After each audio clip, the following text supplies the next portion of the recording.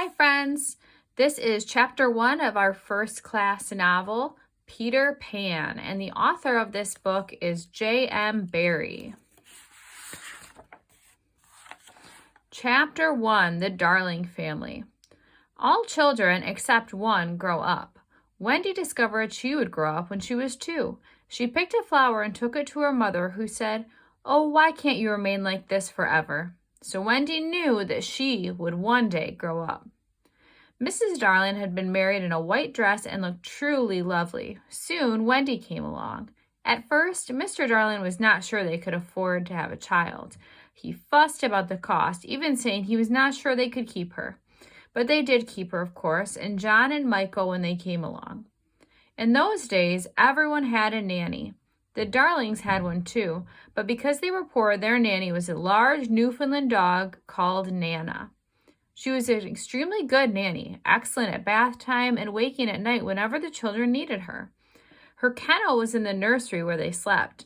Although no one could fault Nana, Mr. Darling worried what people would say. No one else employed a dog as a nanny. The family was untroubled except that Mr. Darling wondered about a person named Peter Pan that Wendy mentioned occasionally. She half remembered believing stories about such a boy when she was small, a boy who lived with the fairies somewhere called Neverland. But even if he existed then, she thought, he must be grown up by now. Mr. Darling said, "It's nonsense. It will blow over." But it did not blow over. One morning, Mrs. Darling found dead leaves on the nursery floor. "Peter must have left them in," Wendy said. "He flies through the window at night sometimes."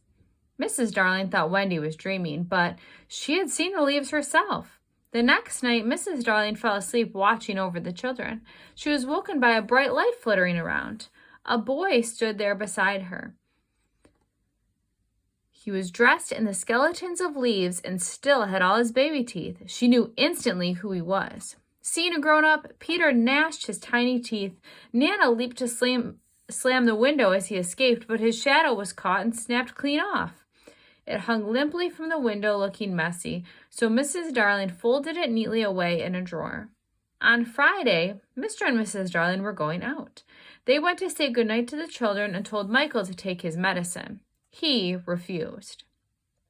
"My medicine tastes worse," Mr. Darling said. Michael said he would take his medicine if Father took his too, but Mr. Darling slipped his medicine into Nana's milk. Nana didn't like that at all. Mr. Darling became angry. It had only been a joke. Although he knew it wasn't fair on Nana, he shut her outside. And that is how it all began. Without Nana, there was no one in the nursery with the children. A sparkling light in the night sky called out, "Now, Peter."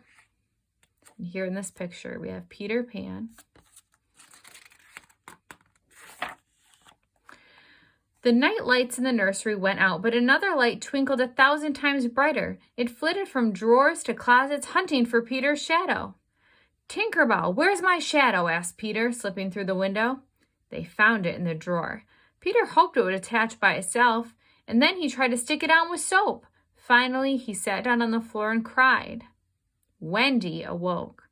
"Boy, why are you crying?" she asked. "What's your name?" he said. "Wendy Moira Angela Darling. What's yours?" But she knew before he answered. Peter explained that he couldn't make his shadow stick. "I'll sew it on for you," Wendy said. She stitched it to Peter's foot so securely that it stayed stuck. "Oh, I am clever," Peter crowed. Wendy became quite angry because she was the one who had been clever.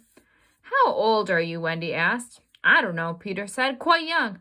I ran away the day I was born. I heard Mother and Father talk about me growing up.